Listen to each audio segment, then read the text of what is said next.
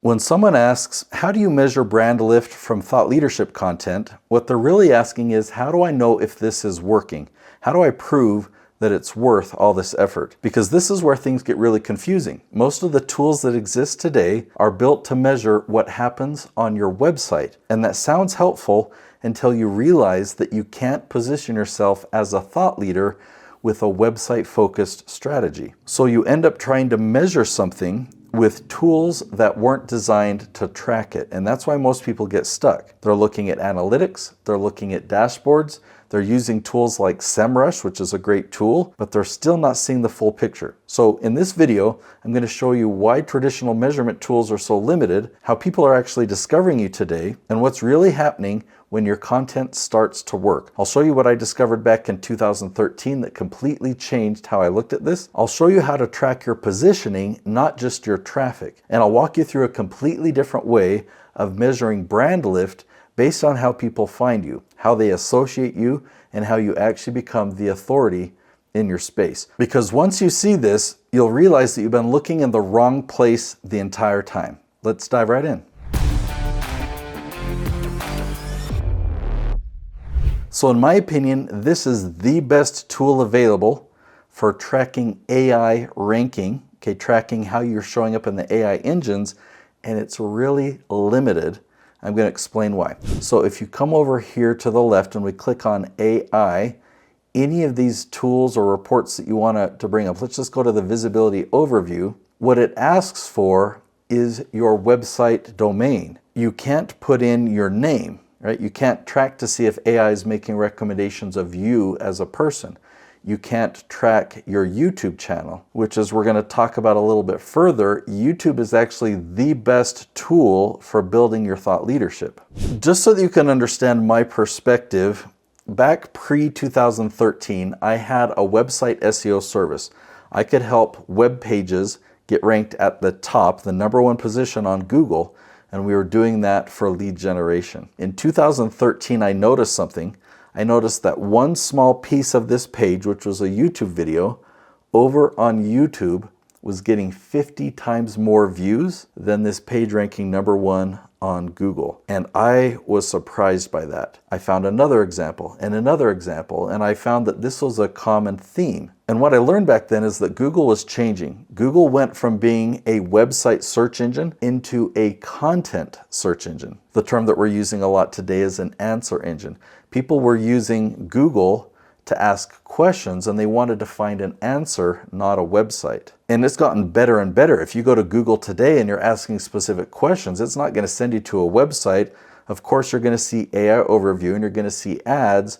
Then you're going to see YouTube videos. And people are doing a lot more of these searches on YouTube. So you can get way more traffic from your dream clients on YouTube than focusing on the old-fashioned SEO for your website. Another advantage of starting with YouTube is YouTube content is indexed so well that AI tools are indexing it as well. So you'll get recommended. People will be watching your videos because AI gave them the link. The #1 best answer engine today is YouTube. The #2 best answer engine today is Google. And the #3 is ChatGPT. Now, there are a lot of AI tools, but ChatGPT has the most use, the most traffic. The best formula is to start with YouTube. Create a YouTube video like I teach on this channel. Once you've created that video, post it to YouTube. It'll start getting results on Google, YouTube, and ChatGPT. Turn that YouTube video into a blog post. There's still value in your website. You don't have to worry about keywords. You don't have to worry about tags or metadata or link authority. You don't have to worry about any of those things anymore. That can add momentum to your efforts here. So because those tools are pretty limited, let me show you how I track progress. So what we're looking at here is a spreadsheet. But if you can take the time to understand what is contained on this spreadsheet, it will transform your ability to build your thought leadership position. We're talking about measuring your brand lift, okay? So this is all content from my client, Jason Schroeder. He has a consulting firm that provides help to the construction industry. And this is a very specific category. I call it a branch because I use a tree analogy. So that's why you'll see the words branch up here and leaf title, okay? All of these questions have these three words in common: construction manager salary. There are a lot of questions people are asking about construction manager salary. Now, I wanted to show you a long view over history so you can see the power of this. Back in July of 24, there are no yeses in this column. It just says starting and no. What a yes means is if we were to type in one of these questions, yes means we would find Jason Schroeder ranking in the top 3. So ranking at the top of YouTube. Starting means we had to scroll down and he's in the top 20 somewhere. And a no means we don't find him anywhere in the top 50 even. So by July of 24, he had some starting traction, but nothing at the top. By September, you start to see some yeses. By November, you see a whole bunch of yeses. And 1 month later, by Christmas Eve, you see everything is a yes. That is complete domination. Now, if we fast forward a full year later to December of 25, he still had complete domination. This is the best way that I found to really measure brand lift of thought leadership. Anytime people are asking questions about construction manager salary, they're finding Jason Schroeder at the top. Let me show you another example. Now, hopefully you can see this because it's in fine print, but this is for my client, Reagan Archibald. He was actually just here today. He filmed 20 episodes for his YouTube channel.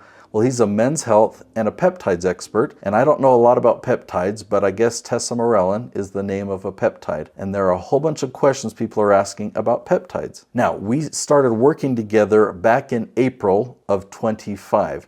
And you can see that the whole column is no, no, no, no, no. He has no traction on any of these questions.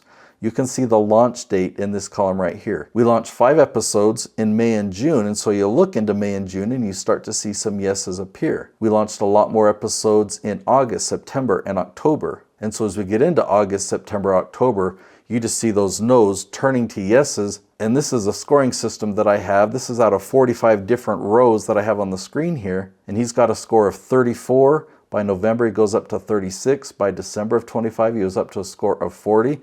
Now he completely dominates this category. So hopefully you can see how important it is to track your brand lift or your reputation or your ranking, or what I like to call it is your category dominance. It's just so helpful to track it like this. Now, how about I take you to YouTube and just show you a couple of these examples. So if we take this top question, how long does it take to see results from tesamorelin? Okay, so let me type this question in here. Notice that Reagan has a video in the first position, the second position. If we scroll down, he's got the 4th position. So once you do the digging and you find the branch that you want to dominate and you look at all the questions, I call them leaf titles.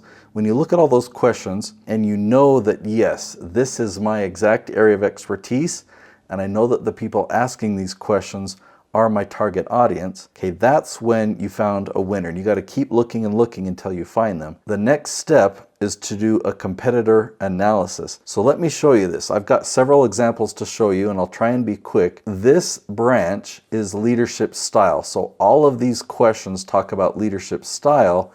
And the top competitors are Simon Sinek, a channel called Career Vids, and then Business School something, and then Brian Tracy, right? Names that we recognize. But look at this. There is so many gaps. There's so much opportunity. This is a place where you could rank above Simon Sinek and Brian Tracy. Here's another example. This is leadership development. Okay, so under leadership development, you see it's a lot more competitive. We see Simon Sinek there again, but we still see some gaps. So there's more competition. You've got to be more strategic about it and start in all those gaps so you can quickly start turning your no's into yeses and start to build that momentum and then work your way above all your competition. Here's one that's wide open. This is leadership programs. So the leadership programs branch, wide open for you. Now this one is very competitive. This is motivate team. So if you have expertise in motivating a team, well, so does Brian Tracy, so does Simon Sinek. There's a lot of competition there. Let me just look at one more. If you are a productivity expert, this is the improved productivity branch, completely wide open. You could own this space very easily. So if you want to understand what this actually leads to and why this approach works so differently than everything else, you need to watch the next episode What are the benefits of personal branding? So this is one of the most helpful episodes that I've ever created, and it will help you really understand how to grow your thought leadership. You can expect to have a paradigm shift because what I teach is very different from what you've probably heard before. Once you see it, you'll understand exactly what's possible. I'll see you there.